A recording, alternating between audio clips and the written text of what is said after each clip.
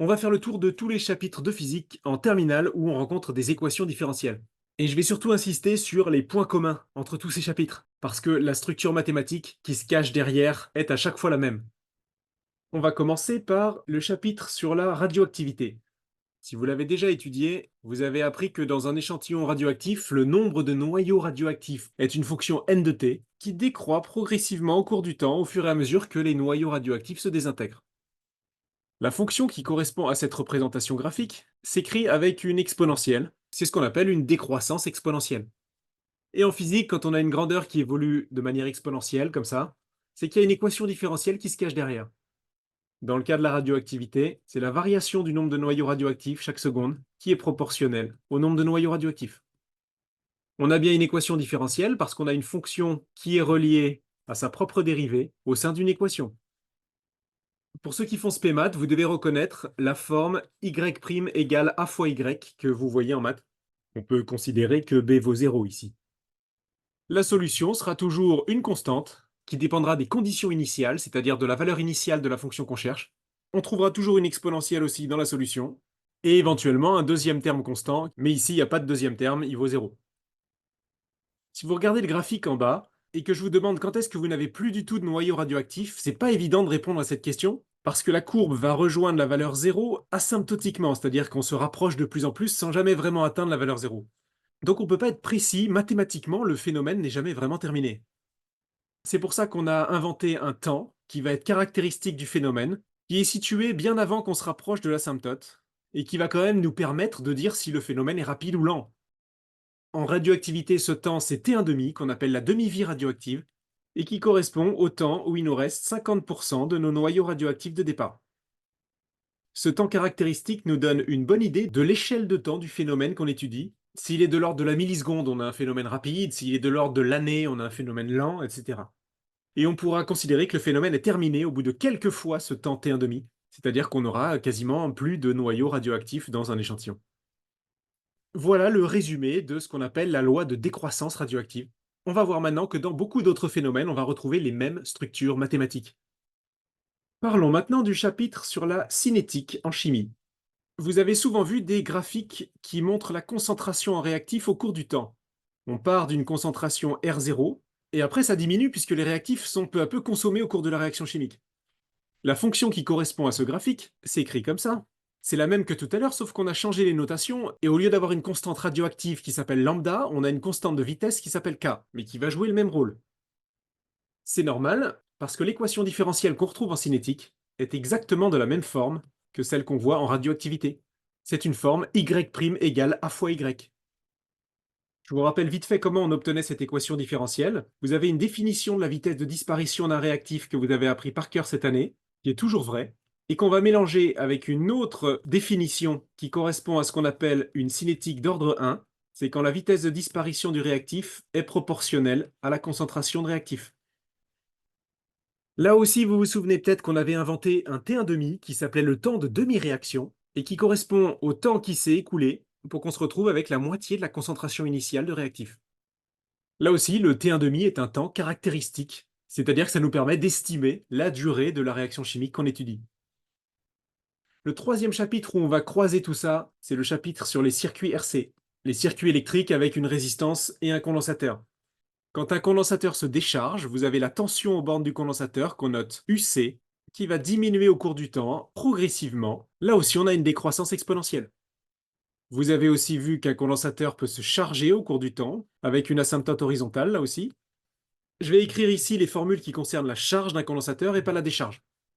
La tension aux bornes du condensateur, UC, s'écrit sous cette forme, avec la constante K qui est déterminée grâce aux conditions initiales. Par exemple, lorsque le condensateur est initialement déchargé, on peut trouver que K égale moins E, avec E qui est la tension aux bornes du générateur, pour ceux qui ont oublié. On a donc encore affaire à une solution d'équation différentielle. Cette équation différentielle, on vous demande souvent de l'établir le jour du bac. Vous partez d'une loi des mailles dans le circuit électrique, vous faites quelques transformations d'écriture, et vous obtenez que la dérivée de UC est liée à UC par une équation.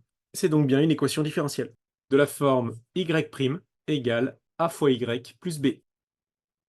On peut d'ailleurs vérifier que moins b sur a, ça donne E, qu'on retrouve bien dans notre solution à la fin. Et là encore, on ne sait pas vraiment quand la charge du condensateur est terminée, puisqu'on n'atteint jamais vraiment l'asymptote, et donc on a dû inventer un temps caractéristique, plus facile à déterminer, loin de l'asymptote. Mais là, il y a une petite variante, on l'appelle pas T1,5 comme tout à l'heure, on l'appelle taux. Et il ne correspond plus à un phénomène réalisé à 50% comme tout à l'heure, il correspond cette fois à un phénomène réalisé à 63%. Dans le cas de la décharge du condensateur, c'est le temps au bout duquel on est à 37% de la valeur initiale, mais là aussi ça veut dire qu'on a parcouru 63% du chemin qu'on a à parcourir. Vous retrouverez toujours ces valeurs 63% et 37% quand on inventera un temps caractéristique taux, pour un phénomène de montée ou de descente exponentielle. Maintenant, on va s'intéresser au quatrième chapitre où on rencontre des équations différentielles en terminale, la thermodynamique. Regardez le graphique en bas, cette fois on s'intéresse à θ, qui est une fonction du temps et qui représente la température d'un système. Ça peut être la température d'un poulet qu'on met dans un four pour le faire cuire, par exemple. Au départ, le poulet est à 20 degrés, et on le met dans un four à 180 degrés. La température du poulet va augmenter, mais progressivement. Et là aussi, on va observer une montée exponentielle, entre la température initiale et la température finale. D'ailleurs, il se passe la même chose quand vous sortez le poulet du four. Le poulet est initialement à 180 degrés et il va redescendre progressivement vers la température ambiante de votre cuisine qui est de 20 degrés. Ce sera une décroissance exponentielle. On va s'intéresser au cas de la montée en température. C'est assez similaire pour une descente. Dans ces cas-là, la température du système, θ, va avoir la même forme que tout à l'heure. Simplement, le coefficient A dans l'exponentielle est un petit peu plus compliqué et va dépendre de plein de caractéristiques de notre système. Le coefficient d'échange H, la surface S, la masse M, la capacité calorifique C. Je rentre pas dans les détails ici. Remarquez simplement que mathématiquement, c'est parfaitement similaire aux situations précédentes.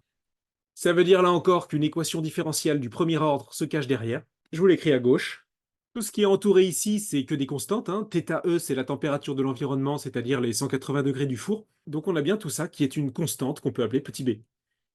Alors le chapitre de thermo, c'est là où vous allez le plus galérer pour établir cette équation différentielle. On vous demande ça au bac, et c'est assez compliqué de la retrouver parce qu'il faut mélanger 4 formules qui sont dans vos cours de thermo pour obtenir cette fameuse équation différentielle. Je ne détaille pas ici. Là encore, ce sont les conditions initiales de votre système qui vous permettent de trouver la constante K. Si on appelle θi la température initiale, vous pouvez retrouver l'expression de la constante K. Et encore une fois, on a inventé un temps caractéristique tau, qui correspond à 63% du chemin parcouru sur la courbe. Il joue exactement le même rôle que tau dans le chapitre sur les circuits RC. Une petite remarque pour finir, ne soyez pas étonnés si vous voyez régulièrement apparaître exponentielle de moins t sur tau dans les solutions, ça arrive très souvent. Dans les circuits RC, vous avez toujours une exponentielle de moins t sur RC, qu'on transforme parfois en exponentielle de moins t sur tau, avec tau qu'on définit égal à RC, qu'on appelle le temps caractéristique, ou parfois la constante de temps du circuit. En thermo aussi, on peut se débrouiller pour avoir exponentielle de moins t sur tau. Évidemment, le tau n'est pas défini pareil. En radioactivité aussi, on invente une constante de temps tau, qui est l'inverse de la constante radioactive lambda. Bon, au lycée, on utilise plutôt le T1,5.